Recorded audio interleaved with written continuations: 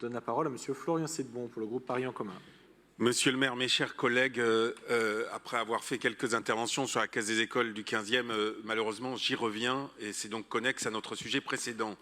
Aujourd'hui, on vote une subvention de 12,69 millions à la Caisse des écoles donc du 15e pour la restauration scolaire, périscolaire, extrascolaire. Et on parle ici d'un service public massif dans le 15e. C'est plus de 2 millions de repas facturés en 2024 avec 20 cuisines sur place et 4 cuisines centrales qui alimentent 18 satellites.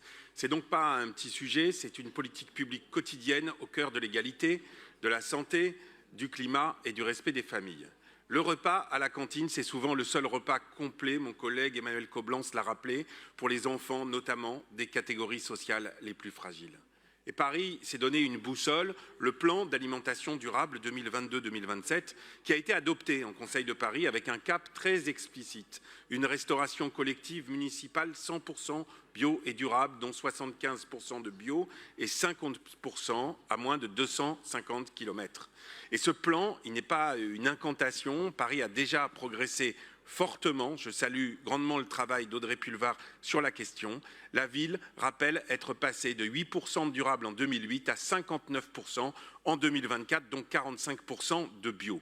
Sauf que dans le 15e, on est à la traîne, et pas un peu, on est dernier. Les chiffres officiels parlent d'eux-mêmes, 27% seulement d'alimentation durable dans le 15e, quand la moyenne parisienne est à 62,3% pour l'ensemble des caisses des écoles, 14,3% de bio contre 46,4% de bio pour l'ensemble des caisses des écoles et 19% seulement d'approvisionnement local. On ne peut que regretter, et cela pour les petits Parisiens du 15e arrondissement, que leur arrondissement soit la dernière caisse des écoles de tous les arrondissements parisiens en termes de denrées bio et durables, largement en dessous de la moyenne de toutes les caisses des écoles en 2024. Et ce n'est pas un écart, c'est véritablement un décrochage quand on regarde les écarts des chiffres. Et ce décrochage, il a, je dois le dire, un responsable politique. Le rapport le dit, c'est le président de la Caisse des écoles, c'est Philippe Goujon, le maire du 15e arrondissement, qui est président de la Caisse des écoles et qui a pourtant voté le plan en 2022 comme l'ensemble du Conseil de Paris et qui s'est donc engagé à atteindre ses objectifs. Et manifestement, le 15e ne s'en donne pas les moyens. La plupart des caisses des écoles ont saisi cette opportunité, répondu à l'appel, à projet porté en ce sens par ma collègue Audrey Pulvar. La Caisse des écoles du 15e a été l'une des points moins dynamiques sur le sujet, alors que cet appel à projet était doté de 4 millions d'euros en fonctionnement, en investissement pour améliorer les choses. La mairie du 15e ne joue pas le jeu quand Paris met en place des outils, des cadres, de l'accompagnement et qu'une grande majorité d'arrondissements accélère, le 15e ralentit et derrière ce sont les enfants du 15e qui mangent moins bien, les familles qui encaissent avec des commissions des menus qui deviennent de plus en plus houleuses parce que la confiance se fissure et les dernières commissions des menus, il n'y avait pas de diététicien, donc je ne sais plus, il n'y a, je crois pas plus de diététicien, j'espère de manière temporelle à la Caisse des écoles. Et je veux parler franchement de la qualité. La cantine, c'est souvent donc le seul repas, on le répète souvent, qui équilibré pour certains enfants. Et il y a trop de produits industriels dans le 15e, trop de desserts sucrés ultra transformés, des charcuteries trop présentes, du fromage portionné, suremballé, et une vraie question sur l'expertise nutritionnelle quand les familles constatent l'absence donc de diététiciens dans la durée. C'est pas anecdotique, le plan parisien vise justement le fait maison, la suppression d'additifs problématiques comme le zéro nitrite ajouté. Je rappelle quand même qu'un grand stand de la firme Bell avait été installé lors du Forum du Goût en 2024.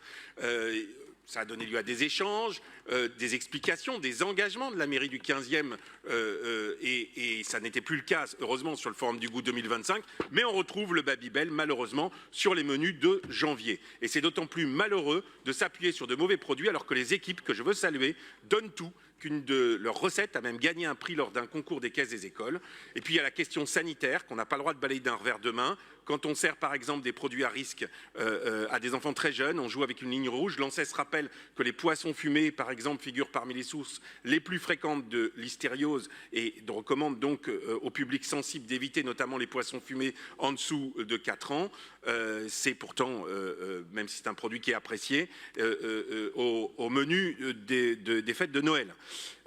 Donc oui, prudence maximum en maternelle et zéro amateurisme dans la question. La ville doit être au rendez-vous de ses responsabilités. La Convention fixe noir sur blanc les priorités. Sécurité, qualité, durabilité, suppression des plastiques, lutte contre le gaspillage, avec des indicateurs, des contrôles. Et je formule une exigence politique assez Monsieur simple, Sidbon, il va un falloir plan de conclure. rattrapage du 15e.